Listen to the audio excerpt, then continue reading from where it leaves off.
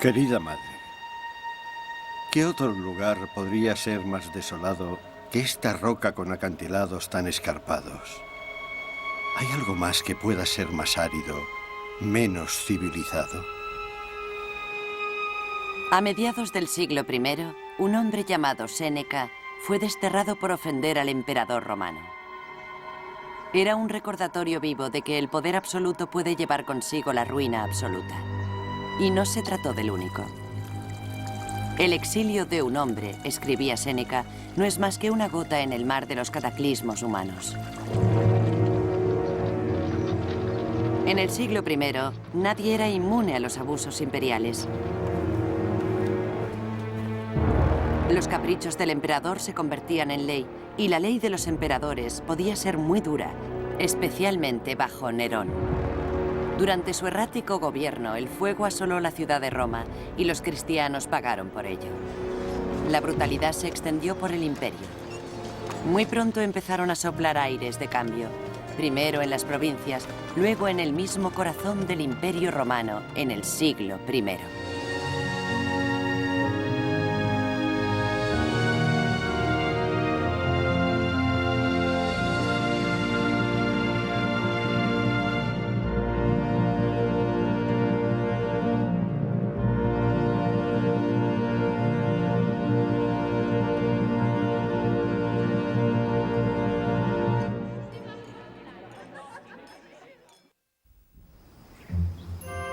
Aires de cambio.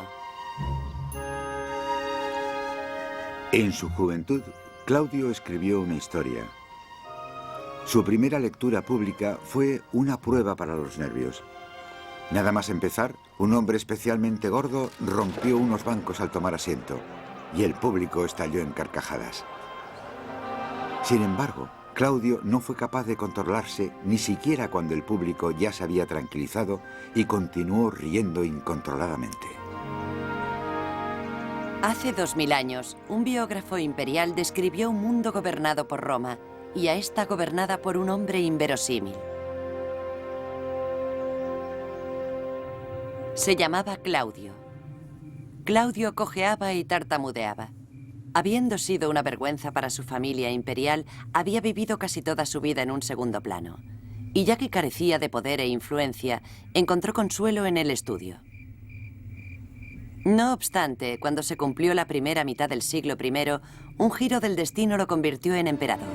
Sus críticos enmudecieron. Porque Claudio cogió el timón del imperio más grande del mundo con más confianza que cualquier hombre desde que se había iniciado la dinastía. Claudio amplió los dominios de Roma. En el sur, completó la conquista del norte de África. En el norte, dominó a las tribus ferozmente independientes de Britania. Desde Turquía a Marruecos, desde el Mar Rojo al Mar del Norte, las múltiples facetas del mundo antiguo se fundían en un único imperio. Pero Claudio hizo algo más que ampliar fronteras. Aprobó leyes para proteger a los esclavos enfermos, permitió que habitantes de los pueblos conquistados se convirtieran en ciudadanos, incluso en miembros del Senado. A mí me gusta Claudio. Lo encuentro encantador. No solo debido a las adversidades de su juventud, su enfermedad, su cojera, su tartamudez, sino porque cuando llega al poder se muestra realmente humano con los esclavos. Se preocupa por los pueblos del imperio y para tratarse de un hombre que no tenía posibilidad de llegar al trono imperial, se convierte en un notable estadista. Pero los años de tranquilidad no tardaron en convertirse en cosa del pasado, y el imperio tuvo que soportar el lado más feo del gobierno del emperador. A pesar de su poder, Claudio era muy vulnerable. Su vida estaba plagada de complots y traiciones. La mayoría de los miembros de su familia habían sido asesinados por enemigos políticos, y él mismo había soportado la ejecución de una esposa desleal. En el año 34, Claudio se dispuso a buscar nueva esposa. La sociedad romana se movilizó. La rivalidad era intensa. Muchas familias querían unir su sangre con la del emperador, y mientras ellos maniobraban, Claudio vacilaba, y la tensión iba en aumento. Por fin, Claudio tomó una decisión que sorprendió a Roma. El historiador Tácito, unos años después, explicaría el porqué. El emperador había elegido casarse con su propia sobrina, una mujer dura e inflexible y con un carácter cuestionable. Se llamaba Agripina. Desde ese momento, el emperador cambió. Todos obedecían a una mujer, pero esta era una mujer sin ninguna frivolidad femenina. Era abiertamente severa y con frecuencia arrogante. El dominio de Agripina era casi masculino. Lo más trágico de Agripina es que escribió sus memorias, pero se perdieron. Yo daría cualquier cosa por conocer su versión de la historia. Lo más frustrante de recuperar a las mujeres romanas es que hoy en día no tenemos nada de ellas. Quizá no fuera muy diferente de lo que los hombres romanos hubieran dicho de ellas, pero habría sido maravilloso conocer sus razones para actuar como lo hizo.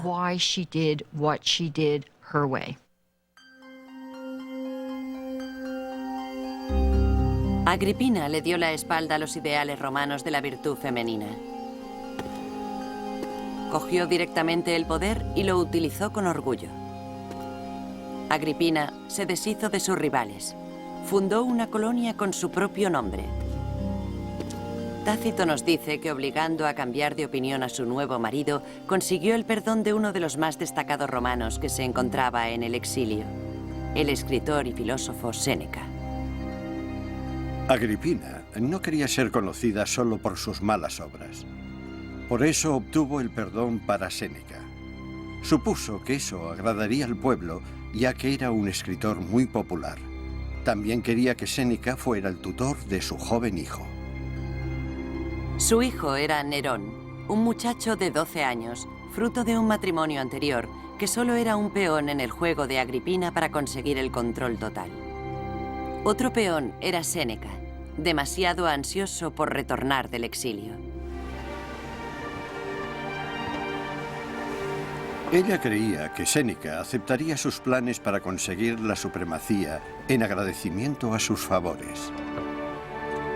Cuando Séneca volvió a la implacable política de la capital, se vio enfrentado a un serio dilema. Siempre había despreciado el lujo y el poder, y había condenado la laxitud moral.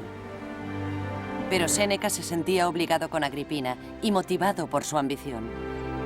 Después de languidecer durante una década en la oscuridad, se sentía atraído por la promesa de tener influencia y por las emociones de Roma. Mira a tu alrededor, a la gran afluencia de gente que incluso una ciudad tan grande y variada como Roma apenas puede cobijar. Convergen aquí procedentes de todo el mundo. La ambición mueve a unos y a otros a cumplir con su deber. Muchos están sedientos de estudios liberales, otros anhelan los espectáculos. Algunos ponen su belleza en venta, otros venden su elocuencia. Toda la raza humana se ha concentrado aquí, una ciudad que ofrece grandes beneficios, tanto a las virtudes como a los vicios.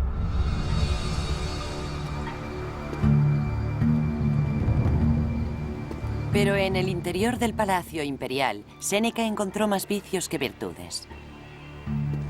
Tras convencer a Claudio para que se casara con ella, Agripina empezó a tejer un elaborado complot.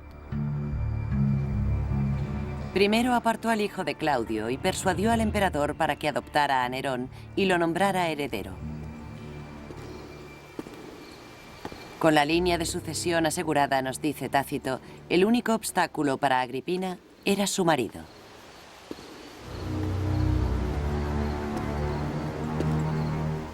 Sus planes para asesinarlo eran firmes. Y mientras aguardaba el momento propicio, Agripina buscó el veneno más apropiado. Eligió a un especialista en la materia y con él preparó una pócima. A Claudio se la dio el eunuco que probaba y le servía la comida.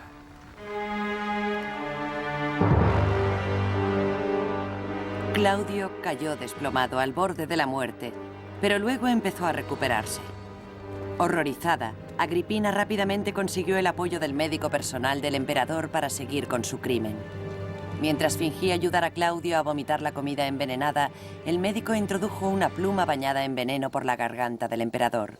Los crímenes peligrosos, comenta Tácito, proporcionan buenas recompensas. Claudio, el emperador de Roma, estaba muerto.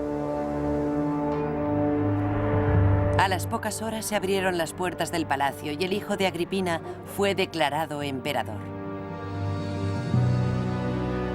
Y Séneca se vio recorriendo un camino que cuestionaría sus más profundas convicciones. Había empezado el reinado de Nerón.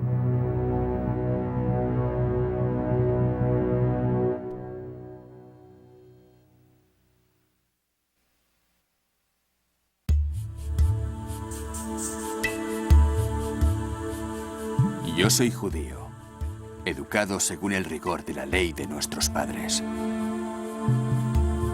En la provincia romana de Palestina, durante el reinado del emperador Claudio, un ardiente y joven judío llamado Saulo se debatía en sus propios dilemas.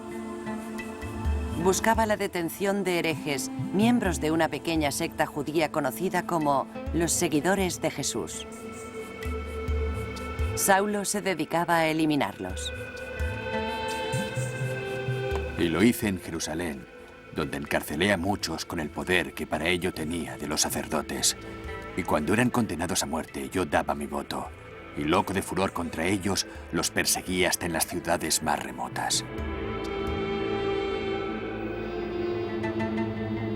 Pero mientras seguía la ruta de Jerusalén a Damasco, de pronto cambió el futuro de Saulo, y con él el futuro de su atribulada provincia, el de sus gobernantes romanos, e incluso la religión del mundo. Hacia el mediodía, de repente me envolvió una gran luz del cielo. Caí al suelo y oí una voz que me decía: Saulo, Saulo, ¿por qué me persigues? Y yo respondí: ¿Quién eres, Señor? Y me dijo: Yo soy Jesús Nazareno. Y yo dije: ¿Qué he de hacer, Señor? El Señor me dijo: Levántate, entra en Damasco, y allí se te dirá lo que has de hacer. Como yo no veía a causa de la claridad de aquella luz, conducido por los que me acompañaban, entré en Damasco. Saulo se convirtió en Pablo y dedicó el resto de su vida a difundir la palabra de Dios con el mismo celo que antes había puesto en eliminarla. El fervor de Pablo fue causa de muchas conversiones, pero también le granjeó el odio de otros muchos. Una noche, su afirmación de que Jesús era el Mesías atrajo a una violenta multitud. Atrapado en la última planta de un edificio, Pablo evitó la muerte ocultándose en un cesto. Sus seguidores lo bajaron por una ventana. Esa sería solo una de las muchas veces que escaparía de milagro.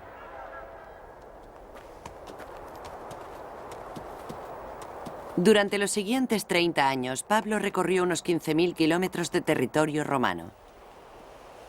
Predicó en las grandes ciudades del imperio: Éfeso, Filipos, Corinto, Atenas y otras.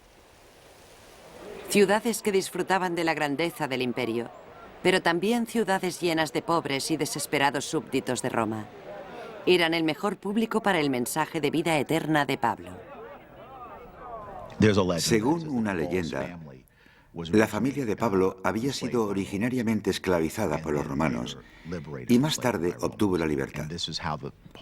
Por eso la familia de Pablo recibió la ciudadanía romana, es decir, Pablo había interiorizado la experiencia de la esclavitud y la libertad. El mensaje de Pablo encuentra fuerza en esa impotencia, encuentra comunidad donde ésta ha sido destruida. En cierto modo, Pablo es el modelo que hay que seguir en el Imperio Romano. Les habla a los desheredados de la experiencia imperial romana. Al igual que Jesús antes que él, Pablo hablaba a la gente en sus casas y sinagogas. Pero mientras Jesús solo había predicado a los judíos, Pablo creía que el mensaje debía llegar a los no judíos, a los gentiles del Imperio Romano. Y eso significaba suavizar inmemoriales leyes judías sobre los alimentos y la circuncisión. Era un golpe radical a la tradición judía, clave para la propagación de esta nueva fe. El hecho de que Pablo fuera partidario de hablar con los gentiles y no exigirles que se circuncidaran ni que siguieran las leyes alimenticias judías tendría, a largo plazo, una gran importancia, porque significaba que el cristianismo podía convertirse en algo independiente del judaísmo. En los días de Pablo, el cristianismo todavía era una extensión del judaísmo. El hecho de que Pablo abandonara las leyes de sus antepasados horrorizó a muchos de los judíos seguidores de Jesús. Pero Pablo se mostró inflexible. Cuando abandonó la región de Galacia, ahora parte de Turquía, y Pablo supo que sus discípulos volvían a las antiguas tradiciones y exigían a los conversos que se circuncidaran, les envió una acalorada epístola. Oh, insensatos Gálatas, ¿quién os fascinó a vosotros? Ojalá se mutilaran los que os perturban. Ibais por el buen camino. ¿Quién os ha impedido obedecer a la verdad? Ved que soy yo, Pablo, el que os digo que si os circuncidáis, Cristo no os aprovechará de nada. Pues en Cristo Jesús ni vale la circuncisión ni vale el prepucio, sino la fe que actúa por la caridad.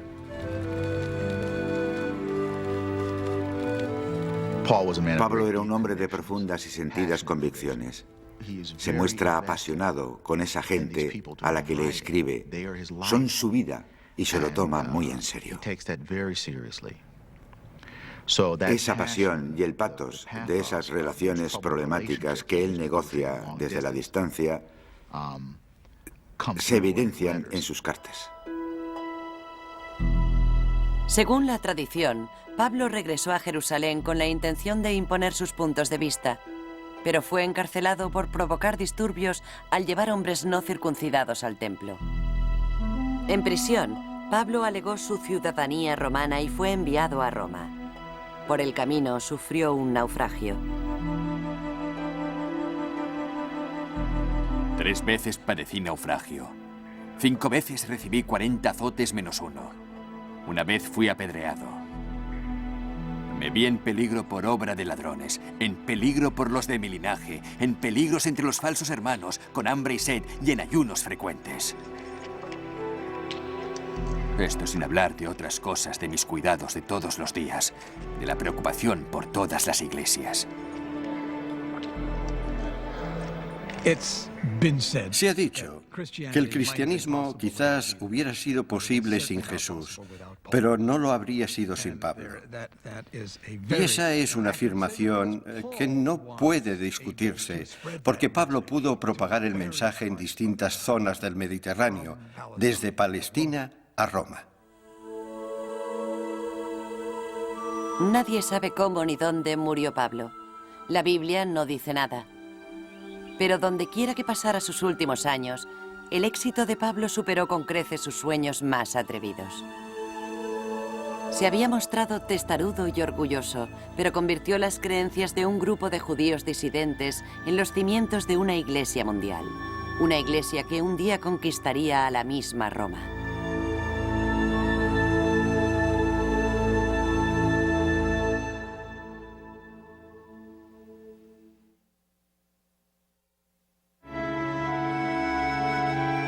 Hay un proverbio que dice, tienes tantos enemigos como esclavos tienes, pero la verdad es que nosotros los convertimos en nuestros enemigos. Abusamos de ellos como si fueran bestias de carga. Cuando nos recostamos para cenar, uno seca nuestras babas, otro recoge las sobras y las migas tiradas por los borrachos. Lo que yo quiero decir es esto. Tratad a vuestros inferiores como os gustaría que os trataran a vosotros. Séneca, el nuevo tutor del emperador, había dedicado la mayor parte de su vida a problemas éticos. Era seguidor de la filosofía estoica. En tiempos de esclavitud, los estoicos proclamaban la idea de la humanidad universal, la hermandad de los hombres, adelantándose en la doctrina cristiana. En tiempos de opulencia, los estoicos evitaban el vivir de forma ostentosa, y en tiempos de poder absoluto, los estoicos recorrían el estrecho camino entre la integridad y la hipocresía. Séneca era el más importante filósofo estoico de su tiempo. La principal enseñanza del estoicismo era la aceptación del destino personal para representar el papel que a uno le había asignado el destino en el mundo. El destino de Séneca era participar en la política de la corte. Séneca participó en la política de la corte por medio de Nerón, que en esos momentos era un muchacho de 16 años cuyo camino hasta el trono imperial había estado bañado de sangre. La tarea de Séneca era moldear a ese hijo animoso de una familia hambrienta de poder para convertirlo en un líder mundial tolerable. Al principio sus probabilidades eran buenas, ya que el joven Nerón era de naturaleza sensible. Le encantaba el teatro, la música, y Suetonio, su biógrafo, nos indica que también le gustaba el popular pasatiempo de las carreras de caballos. Desde su infancia, Nerón era un apasionado a los caballos. A principios de su reinado, jugaba todos los días con cuadrigas de marfil de juguete. Muy pronto deseó conducir una cuadriga él mismo. Tras haber practicado con sus esclavos, apareció en el circo ante toda la ciudad.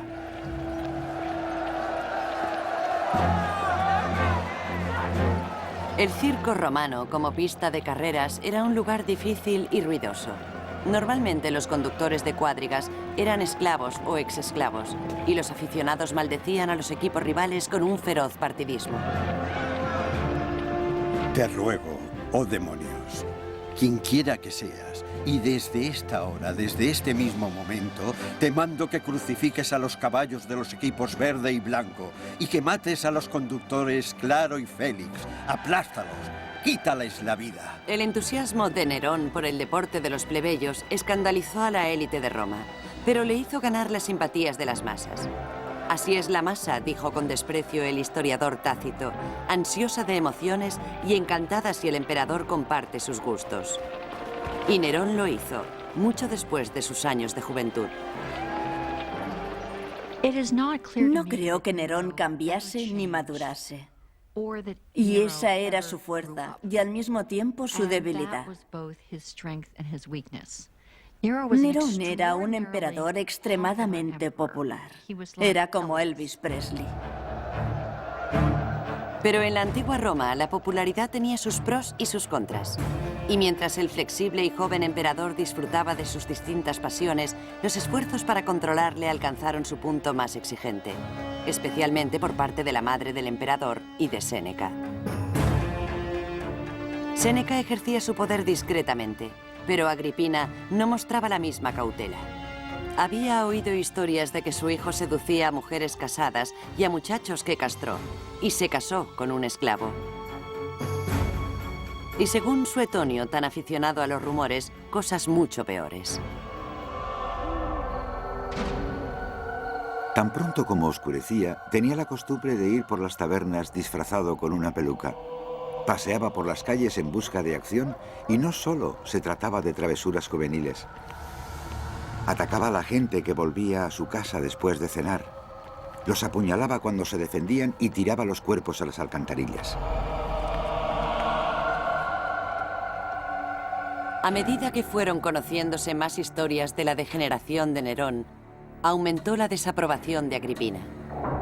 Las relaciones entre madre e hijo se deterioraron rápidamente. A medida que Nerón iba haciéndose mayor, creo que empezó a darse cuenta de que no podía gobernar por sí solo, mientras Agripina siguiera ambicionando gobernar por medio de él. Podría decirse que fue el choque entre dos titanes, dos personas con un ego muy desarrollado y con una gran ambición de poder. El sistema no permitía que los dos gobernaran, así que ella tenía que desaparecer. Y si no lo hacía voluntariamente, eso le dejaba a Nerón muy pocas opciones. Decidió matarla. El complot se inició en una residencia de veraneo junto al mar. Nerón invitó a su madre a que fuera a verle para poner fin a sus diferencias. Cuando terminó la reunión, Agripina se dispuso a partir. Tácito nos cuenta la historia.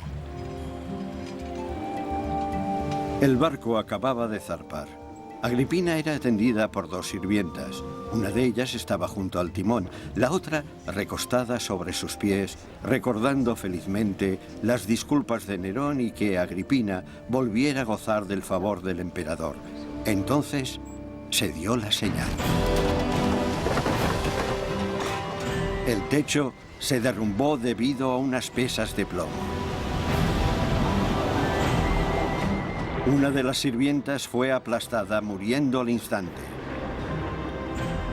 Pero intervino la suerte. Agripina se salvó gracias a su fuerte diván. Entre la confusión, Agripina nadó para ponerse a salvo. A Nerón le sorprendió saber que su madre había sobrevivido. De vuelta al Palacio Imperial, llamó a Séneca y al comandante de la Guardia Palaciega, un hombre llamado Burro. No está claro que aconsejaran a Nerón desde el principio, pero el emperador los llamó inmediatamente. Estremeciéndose, Nerón gritó que Agripina podría aparecer en cualquier momento, podría incitar a los soldados, podría armar a sus esclavos. Séneca y Burro permanecieron en silencio largo tiempo. Luego, Séneca se aventuró a preguntar si las tropas de Burro deberían terminar el trabajo. Burro se negó a implicar a su batallón de élite, por lo que Nerón envió a unos soldados regulares. Una fuerza armada y amenazadora rodeó su villa y echó abajo las puertas. La encontraron en una habitación pobremente iluminada en compañía de una sola sirvienta. Los asesinos rodearon la cama. Primero, el capitán la golpeó en la cabeza con una porra. Luego, un soldado desenvainó la espada para darle el golpe mortal. Agripina gritó: «¡Apuñala mi útero!». Una y otra vez le fueron dando estocadas con las espadas hasta que murió. Roma estaba horrorizada. El matricidio era una de las peores impiedades que un romano podía cometer. Nerón solemnemente informó al Senado de que su imperial madre había conspirado para derrocar a su propio hijo. Pero resultaba evidente que la excusa era falsa. Sin embargo, la idea no correspondía a Nerón. Séneca había inventado la historia para justificar los actos de su pupilo. El filósofo moral se estaba implicando cada vez más en la brutal realidad de la política imperial.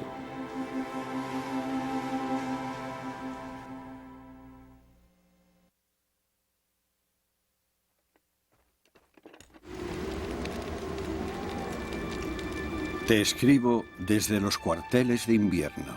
Te saludo. Britania era el extremo norte del Imperio Romano. Los soldados y sus familias consideraban que era una tierra lejana y hostil con muy pocas comodidades. Te pedí que me enviaras lo que necesito para mis chicos, cosas que necesito lo antes posible, ya que me han transferido aquí. 6 mantos de lana y 5 túnicas. Cartas contando la soledad que se han conservado en el barro durante 2000 años resuenan con los anhelos de los seres queridos y las comodidades del hogar.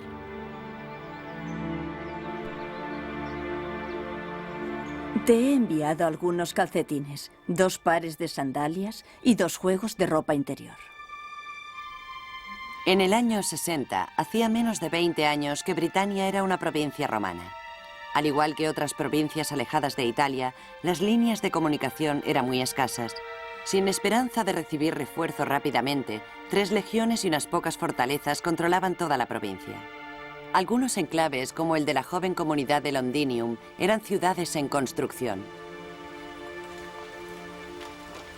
Roma ejercía un débil control, manteniendo a los reyes amigos de las tribus locales y animando a estas a luchar entre sí.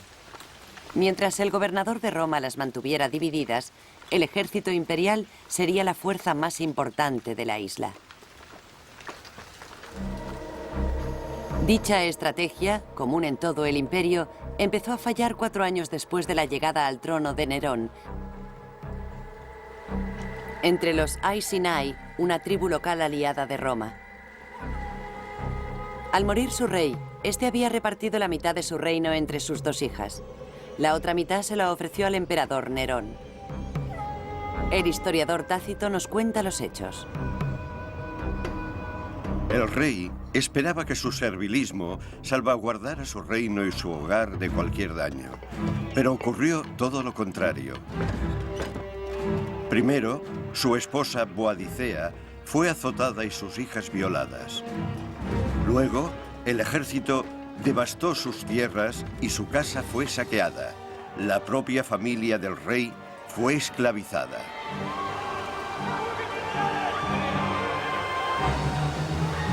En respuesta a estas atrocidades, Boadicea, la reina viuda, reunió a las tribus vecinas.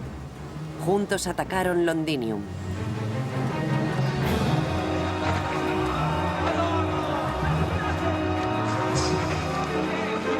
Las tribus de Britania derrotaron a las fuerzas romanas. Fue un revés sorprendente y no sería el último. A medida que los romanos se retiraban, las tribus de Britania se aprestaban a reclamar sus tierras. Boadicea, contra todo pronóstico, pasó a la historia como uno de los líderes más temibles y carismáticos que desafiaron a Roma. Cuando sus envalentonadas fuerzas se preparaban para otro ataque, Tácito nos dice que Boadicea subió a un podio de tierra amontonada e hizo un terrorífico llamamiento digno de admiración. No lucho para reclamar mis derechos de nacimiento, pero al igual que vosotros, lucho para vengar mi libertad robada, mi castigado cuerpo y la violación de mis hijas. Los dioses conceden la venganza a los justos. La legión que se atrevió a levantar las armas contra nosotros ha caído. Las otras anhelan escapar. Si consideráis nuestro número y nuestras razones para ir a la guerra, conquistaréis a los romanos o moriréis en el intento. Podría decirse que Boadicea era, para ciertos romanos, objeto de respeto y admiraban el valor que esa mujer desplegó en una rebelión organizada contra las tropas romanas. Y, por supuesto, al principio tuvo unos éxitos espectaculares. Capitaneó una sublevación que obligó a los romanos a pensar seriamente en el límite de su poder en Britania. Y tuvieron que responder rápidamente. Los alarmados romanos respondieron rápidamente. Muy pronto llegaron refuerzos que ya habían participado en otras batallas y cambiaron el rumbo de los acontecimientos.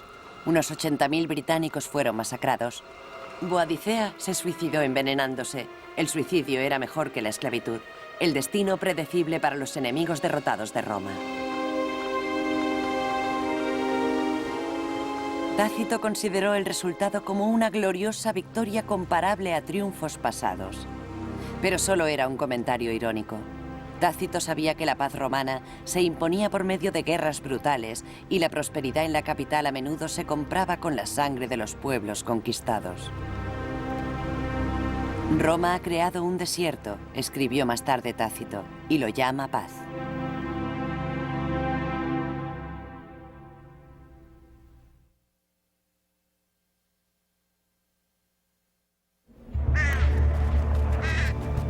Ese año presenció muchos presagios.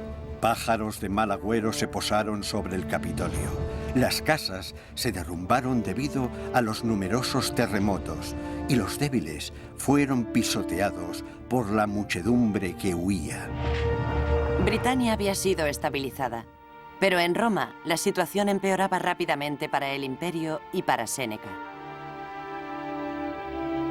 Nuevos consejeros se habían ganado la confianza del emperador. Criticaban a Séneca por su excesiva riqueza e impropia popularidad.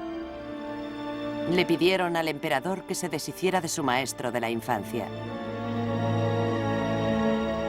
Tal vez admitiendo su débil posición, tal vez por haber perdido su apetito por los asuntos de Estado, Séneca le pidió a Nerón permiso para retirarse. Este se lo negó. Durante los 2 años siguientes, la vida de Séneca fue muy precaria. Luego, en el año 64, ocurrió un nuevo desastre. fuego empezó en tiendas cercanas al circo. Atizadas por el viento y alimentadas por las mercancías, las llamas envolvieron todo el distrito. Subieron por las colinas, consumiéndolo todo a su paso, ganando fuerza en las callejuelas estrechas y tortuosas de la ciudad.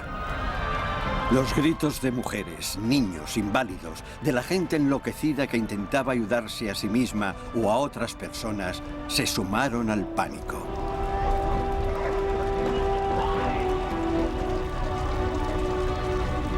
El gran incendio de Roma duró 6 días y 7 noches.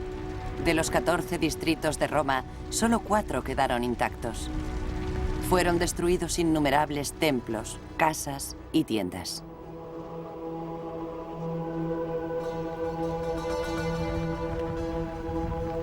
Cuando el fuego se extinguió por sí solo, Nerón visitó las humeantes ruinas. Abrió edificios públicos, incluso sus propiedades para la gente que se había quedado sin hogar. Pero según Tácito, la ayuda del emperador fue un pobre consuelo. Por muy buenas que fueran sus intenciones, sus medidas de ayuda fueron baldías, porque se había difundido el rumor de que mientras el fuego asolaba la ciudad, Nerón estaba en su estancia privada cantando. Nerón no estuvo tocando la lira mientras Roma ardía, pero su alegría era igualmente condenable.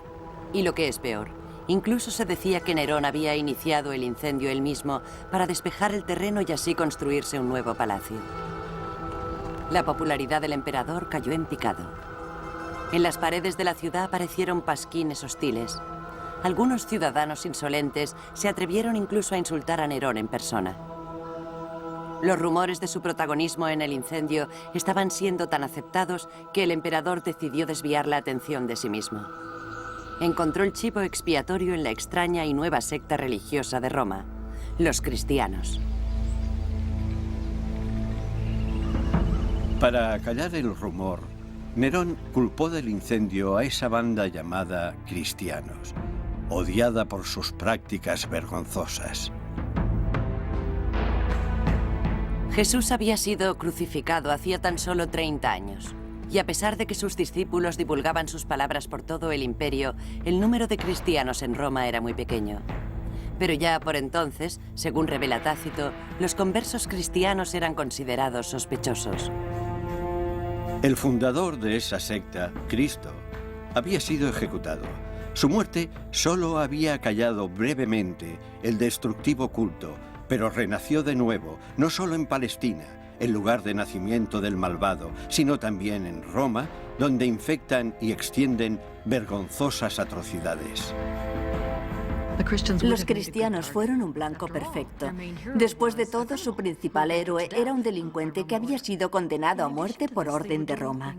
Además de ello, hacían cosas como intercambiar besos entre hermanos y hermanas en sus reuniones, lo que les sonaba a incesto. También comían el cuerpo y bebían la sangre de su dios, que les sonaba a canibalismo. Nerón acorraló a todos los cristianos de la ciudad. Fueron horriblemente torturados y ejecutados.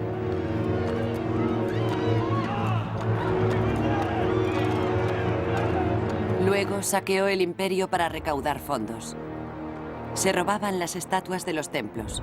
Tesoros que durante generaciones se habían dedicado a la grandeza de Roma fueron a parar a los cofres imperiales. Para Séneca era el colmo. Fingió estar enfermo y se quedó en la cama. Con el tiempo, Nerón permitió que su anciano tutor se retirara al campo. Allí, en su hacienda, Séneca podía reflexionar sobre los maltrechos restos de su honor. Si alguien que habla en contra de la filosofía formulara la pregunta clásica, ¿por qué predicas con más valentía de la que demuestras en tu vida? Yo mismo me reprocharé aún con mayor fuerza. Pero por ahora plantearé esta defensa. No soy sabio ni nunca lo seré. No me exijáis que sea igual que el mejor, sino mejor que el más malvado. Por supuesto, Séneca sabe muy bien que no es un hombre perfecto. Jugar con la corte es quedar atrapado en un sistema de hipocresía. Y, francamente, yo creo que, al final de sus días, fomenta el estoicismo cuando intenta distanciarse de la embarazosa situación en la que se ha metido, al darse cuenta de que no puede controlar al joven Nerón. Nadie podía controlar a Nerón. Con su madre muerta y su tutor retirado, Roma estaba sujeta a los caprichos de un tirano inestable. Solo se podía hacer una cosa para arrebatarle el poder. La conspiración nació y se desarrolló, un complot en el que competían por entrar senadores, patricios e incluso mujeres, debido a su odio por Nerón. En el año 65, unos pocos romanos empezaron a hablar de asesinato. Pero bloqueados por el miedo, comenzaron a dudar. Por fin, una liberta llamada Epicaris tomó el mando. Encontró a un oficial descontento que tenía acceso al emperador. Reuniéndose con él en secreto, rogó al oficial que diera el primer golpe para liberar a Roma del tirano. Epicaris empezó a enumerar los delitos del emperador. Solo había una forma, dijo, de castigar al emperador, y el oficial podía esperar una espléndida recompensa. Fue un error fatal. El oficial traicionó a Epicaris, se lo dijo a Nerón y este buscó venganza. Exigió los nombres de los conspiradores. Epicaris se negó a dárselos. Nerón se encolerizó, la amenazó e hizo otras cosas peores. Suponiendo que el cuerpo de una mujer no podía soportar mayores dolores, ordenó que la desmembraran. Pero ni el látigo ni el fuego pudieron quebrantar su voluntad de hierro. Ni siquiera traicionó a sus compañeros de conspiración cuando el segundo día la arrastraron con las extremidades dislocadas. Así, esta liberta eclipsó a hombres nacidos libres, patricios y senadores.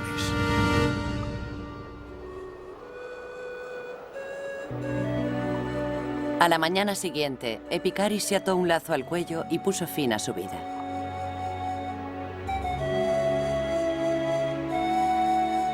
Con los conspiradores aún en libertad, Nerón dobló su guardia y desató un reinado de terror. Innumerables personas, algunas inocentes, otras culpables, se vieron afectadas por la furia vengativa del emperador. Séneca fue una de ellas. Con exiguas pruebas, su antiguo alumno envió a un oficial para que exigiera al filósofo que se suicidara. Séneca abrazó a su mujer y amablemente le suplicó que siguiera viviendo y mitigara su pena. Pero ella decidió morir con él. Con un solo golpe de la hoja se cortaron las venas. Séneca, endurecido por la vida frugal, no sangraba con facilidad. Se cortó las venas de las rodillas y los muslos, pero ni así moría. Le pidió a su médico que le administrara una pócima de cicuta. La bebió en vano. Por fin, le llevaron al baño, donde se asfixió con el vapor.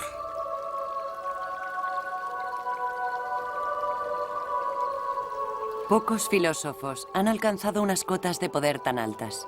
Pocos también han pagado un precio tan elevado. Las acciones de Séneca no estuvieron a la altura de sus ideales, pero él esperaba que la historia le juzgara bien.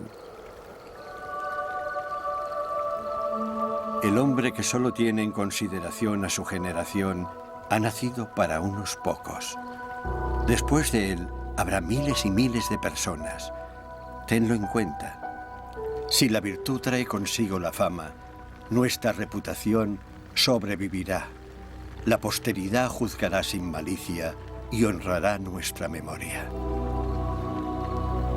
Mientras Séneca se estaba desangrando, los malvados quedaron solos gobernando Roma.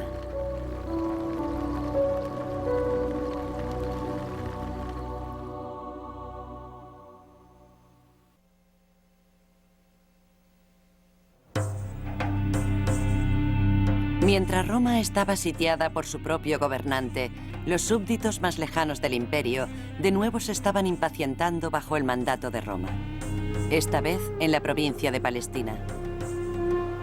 Tras 77 años de sometimiento, la región estaba sumida en el caos. Los bandidos merodeaban por el campo y los terroristas judíos empezaban a atacar a la gente que colaboraba con Roma. Gente como Josefo, un adinerado sacerdote judío que temía por su vida. Esos criminales mataban a hombres a plena luz del día en el centro de la ciudad.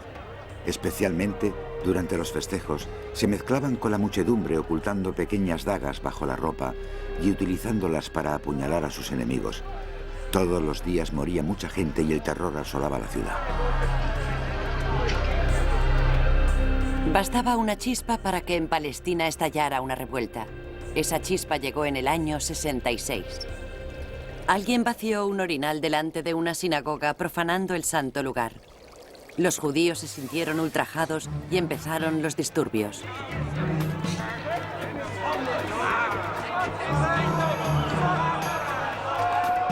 Durante la refriega, algunos judíos insultaron al gobernador romano, un hombre llamado Floro.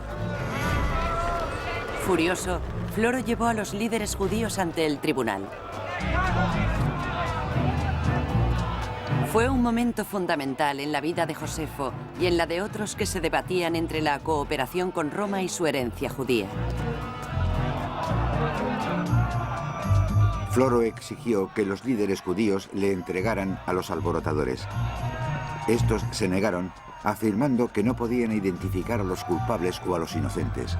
Floro, dijeron, debía perdonar a los canallas por el bien de toda la ciudad. Provocado aún más por el insolente discurso, Floro ordenó a los soldados que saquearan el mercado y mataran a todos los allí presentes.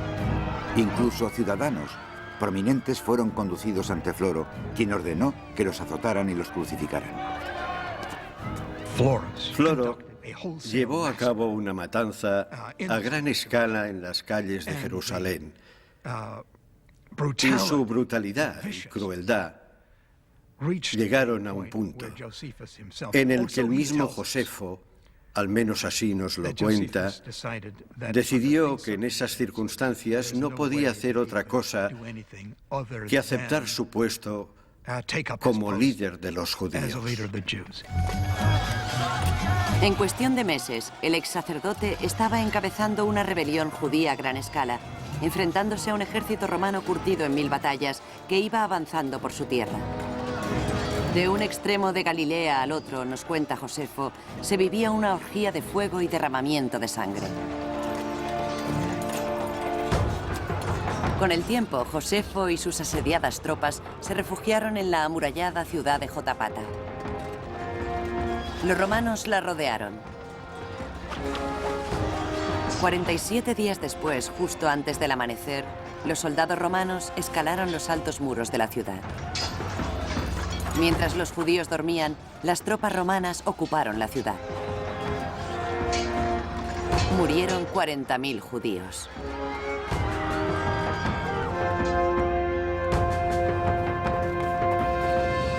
Josefo y 40 hombres huyeron hasta una cueva secreta.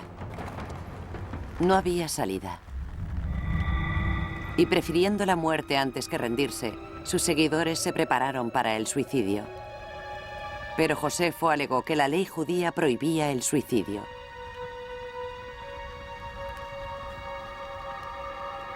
Confiando en Dios, arriesgué la vida en una jugada fatídica. Ya que esperamos morir, les dije, echémoslo a suertes y asignemos nuestra muerte entre nosotros. Aquel que saque el primer fragmento de loza perecerá a manos del siguiente y así sucesivamente. De esa forma nadie se suicidará. Mis hombres se dejaron convencer y yo participé junto con los demás. Cada uno murió cuando le tocó. Muy pronto, por casualidad o por la voluntad de Dios, quedé yo solo con un hombre. Y ansioso por evitar la suerte de la lotería, le convencí para que yo siguiera con vida. Josefo nos cuenta esta historia. Uno diría que, en cierto modo, contarla sería embarazoso, humillante y autodestructivo. ¿Por qué la cuenta? No creo que nadie haya llegado a una explicación adecuada de la mente de Josefo. Podríamos hablar de complejo de culpabilidad, etc.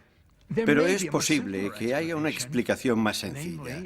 Principalmente que él y nadie más sobreviviera al asedio de Jotapata podría ser motivo de considerable hostilidad para los judíos, por lo que necesitaba una explicación coherente. La explicación tuvo lugar pocas horas después. Cuando Josefo salió de la cueva, fue llevado ante Vespasiano, el victorioso general romano. Josefo estaba seguro de que le esperaba la muerte o la esclavitud. Pero su astucia no le abandonó. Los profetas romanos habían predicho que un nuevo líder mundial emergería de Oriente. Josefo declaró que Vespasiano era ese hombre. Confundido, Vespasiano dejó que Josefo siguiera con vida. Pero cuando el ejército romano se preparaba para el ataque final, los acontecimientos de Roma pusieron bruscamente fin a la campaña, y en el Palacio Imperial reinó el pánico. El biógrafo de Nerón nos informa de que el reino de terror del emperador había llegado demasiado lejos. Y en el año 68, la predicción de Josefo iba a ser una realidad. Nerón estaba perdiendo el control. Tras haber soportado a un emperador tan imprevisible durante casi 14 años, por fin el mundo se deshizo de él. La sublevación empezó en los territorios del norte. Nerón había intentado purgar los mandos del ejército, pero las tropas de 2 provincias se rebelaron y empezaron su marcha hacia la capital. Cuando Nerón se enteró de la sublevación, se derrumbó y se quedó echado en el suelo, aturdido y en completo silencio. Cuando le dijeron que otras tropas también habían desertado, rompió los despachos e intentó convencer a sus oficiales para que huyeran con él. Algunos le dieron la espalda y otros se negaron abiertamente. Los senadores también le dieron la espalda a Nerón. Le declararon enemigo público, diciendo que permitirían que lo mataran impunemente. Aterrorizado, el emperador huyó al campo con los pocos esclavos que le quedaban.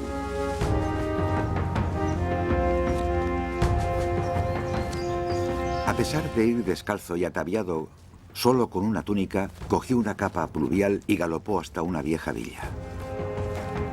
Mientras esperaba que los sirvientes le preparasen una entrada secreta, limpió la desgarrada capa de espinos y luego entró arrastrándose. Les ordenó que cavaran su tumba. Sollozando mientras hablaba, murmuraba una y otra vez: «Conmigo muere un artista». Con la ayuda de su secretario, se clavó la hoja de hierro en la garganta.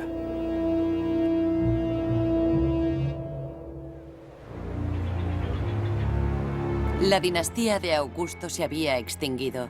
El imperio se había quedado sin timón. Cuando estaba a punto de finalizar el año 68, generales rivales iniciaron su marcha hacia la capital. La guerra civil acechaba Roma.